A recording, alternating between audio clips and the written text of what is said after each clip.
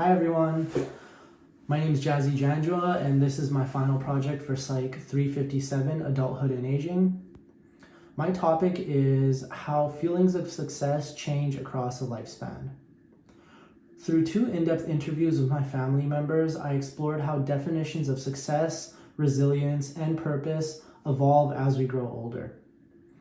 I'll be connecting their stories to 2 psychological theories we studied this semester and topping it off with 2 peer-reviewed research articles. So first, let me start by introducing my 2 participants. Participant 1 is my mother. She is a 52-year-old woman. She was born in Punjab, India, and she grew up moving around a lot due to her father's military career. She immigrated to Canada in 2000, that's when I was born, and raised 2 kids as a single mom. Hi, Mom. And for participant 2, this is my oldest cousin brother. He's 40 years of age, born and raised in Surrey, BC, and he's a first-generation Indo-Canadian. He's the eldest of 3 brothers, and he now works as a clinical psychologist. He's actually the inspiration for why I want to pursue psychology and follow in his footsteps. Both participants offer deep insight into how they've thought about success throughout their life, especially in the context of their life stories and identities. So on this next slide, you can see I used 9 open-ended interview questions that covered topics like childhood, family expectations, turning points in the life, regrets, accomplishments, and philosophies of life. These questions helped me guide the interviews, but what really stood out were the emotional stories behind these answers. It was though that these stories I started to see 2 very powerful themes that emerged naturally. So the 2 major themes that I identified were first, redefining success across one's lifespan, and second, resilience and transformation through aging. These themes really affected how both participants made meaning from their experiences and how their definitions of success shifted away from external achievements and were more internal purpose by the end of everything. I'll walk you through each theme and I'll show you how they connect to real-life theories and research. So on the next slide here, you can see that we're starting with theme 1, redefining success. And so success was not a fixed concept for either participant. So for example, for participant 1, success was defined through survival and care of her children, like overcoming adversity and doing her best to raise her kids. One quote that really stood out for me was, she said, after 10 years, getting the courage to finally leave that relationship was frightening and scary, but in the end, it was a success for me and my kids. She also reflected on how parenting routines played a big part of everything, saying, planning swimming lessons, that was a really great time for me.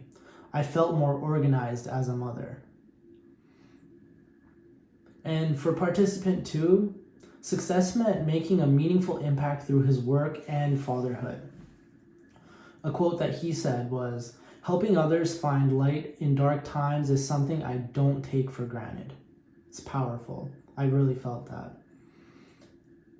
And while participant 1's view is shaped by emotional survival, participant 2 focuses on legacy and giving back to the community. Both perspectives showing success as a reflection of personal growth.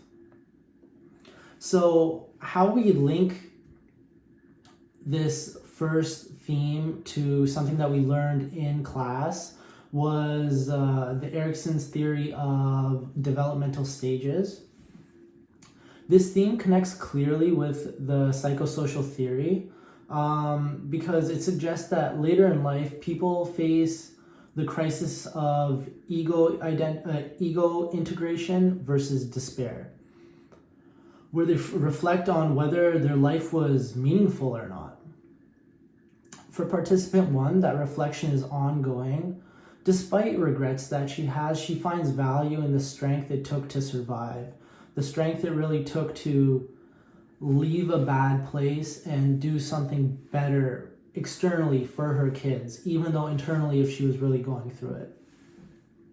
And so now when she looks back on that time, it's something of really great success, when in the moment it might have been really hard, but it's an evolution. Like, hindsight is always 20/20. For participant 2, this theory relates to him in the sense of generativity and stagnation, because his focus is on helping other people. And now he's raising a child also, and he's hoping to do that with strong values that he's learned through his experiences. This is literally a textbook example of generativity. These stages help explain why success feels so different to each person. It's based on where they're coming from in their developmental journey. And it makes sense because participant 1 is a little bit older. They're in the later part of life. That's directly correlated with this theory. And then participant 2 is just slightly younger, and he's in that stage right before. So this really lines up with this. So for our next theme, we're going to talk about resilience and transformation. Both participants face huge challenges that push them to transform. Participant 1 left an unhealthy relationship, raised 2 kids, and supported her daughter through serious illness. A quote that she said was, "In that period of suffering, it was hard to enjoy happy moments, but you realize that it gets better eventually." And that's a universal thing for everybody. For participant 2, he described the weight of being the oldest son in an immigrant household and how that shaped who he is today. He quotes, "All of the struggles and failures, they shape who I am today." It's simple, but it's exactly to the point. He also said, this one I really felt this one, was the negative moments in life are arguably more important as they influence and reinforce your character. While participant 1's resilience came from emotional survival, participant 2's transformation came from turning pressure into purpose, both showing different but equally powerful ways of adaptation and growth in the end. So the theory that we're going to link this second theme to is the selective optimization with compensation model. So for example, for participant 1, she focused her energy on being the best mother she could. She rechanneled her pain into presence and routine for her children. That's selection and compensation in action directly. She took that pain that she had and she repurposed it into something else. Instead of focusing on that part of her life, she took that out and she focused it on something more positive, or something that she could really gain, which is the ability to have a relationship with her kids. For participant 2, he took expectations that were put on him and he used that as fuel for his career as a psychologist, and that's just optimization. So the SOC model explains how people deal with losses or limits by choosing meaningful goals and finding new ways to repurpose them. Both participants embodied this, even if they didn't know what this theory was by name.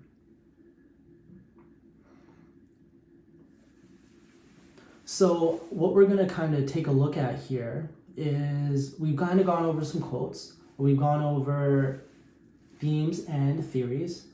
And so we're going to kind of I'm going to show you 2 articles now that really caught my eye.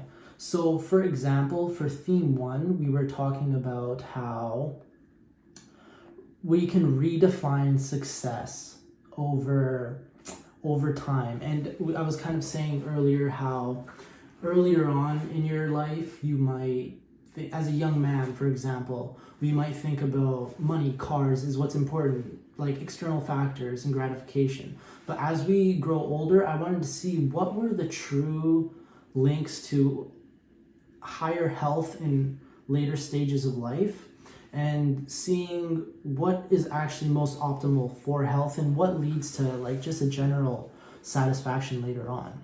So this first study I used was from Tang et al., and it was done in 2024, which explored whether generativity or contributing to the younger generation increased life satisfaction. It was a cross-sectional study with over 1,000 adults with a cohort of 65 years and older. They found that people who felt that they were helping other people reported much higher levels of life satisfaction. This lines up perfectly with both interviews, as participant 1 is literally in a helping profession, and participant 2 literally found deeper meaning in parenting. Both show that internal purpose and legacy is what's important, not status. That's really what matters over time, and that's what leads to a higher sense of satisfaction later on. So this second theory was really interesting also. It's about resilience and frailty. That's kind of directly related to the theme that we were talking about before. And so this study was done by Wang et al. In 2024 also. And it looked at whether resilience could slow down physical decline in older adults. It was kind of thinking, how does mental resilience help in the overall slowing process of degradation? And as we get older, we're talking about the body degrading. They found that people with higher psychological resilience had slower frailty progression, meaning they aged better physically and mentally. This supports the idea that emotional strength, like what both participants showed, isn't just personal, it has real life health benefits. And so my final reflections for this assignment are that it really changed how I think about aging. Success isn't something that you achieve once. It's just a constant evolution. Just like how life never stops, this never stops either. Success is a constantly changing idea.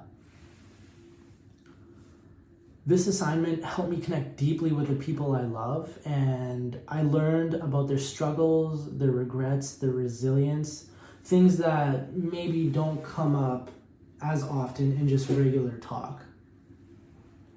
I also saw how much value exists in aging. It's not just decline, but wisdom, clarity, and growth.